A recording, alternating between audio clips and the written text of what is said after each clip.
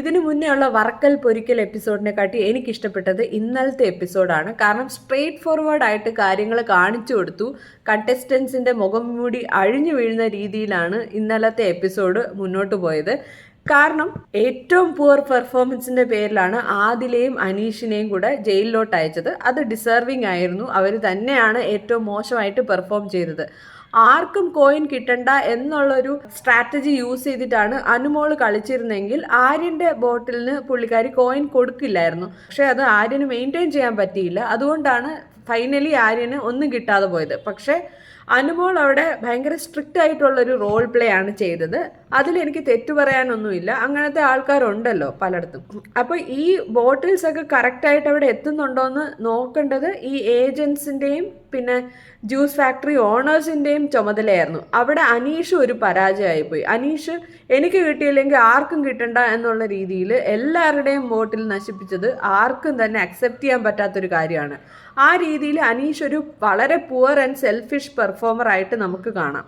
അതേസമയം ആദിലാണെങ്കിൽ റോളൊക്കെ വിട്ടിട്ട് ഇറിറ്റേറ്റ് ചെയ്യുന്ന ഗെയിമാണ് കളിച്ചുകൊണ്ടിരുന്നത്. ബിഗ് ബോസ് സമ്മതിക്കാത്ത പല കാര്യങ്ങളും ആദില അവിടെ ചെയ്തിട്ടുമുണ്ട്.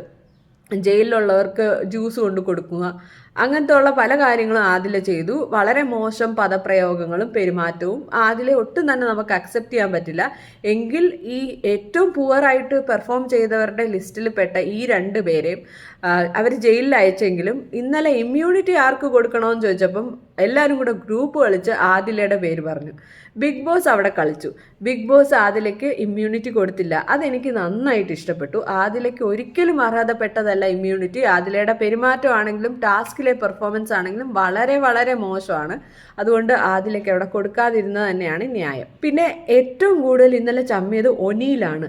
ആദ്യമൊക്കെ ഒനിയിൽ എല്ലാ എപ്പിസോഡിലും പ്രത്യേകിച്ച് വീക്കെൻഡ് എപ്പിസോഡിൽ ഭയങ്കരമായിട്ട് പുരോഗമനം പറഞ്ഞ് ഭയങ്കര ഫോർവേഡ് തിങ്കിങ് ആണെന്ന് കാണിച്ച ആ ഒനിയിൽ തന്നെയാണ് ഈ പരദൂഷണത്തിന് മുൻകൈ എടുക്കുന്നത്.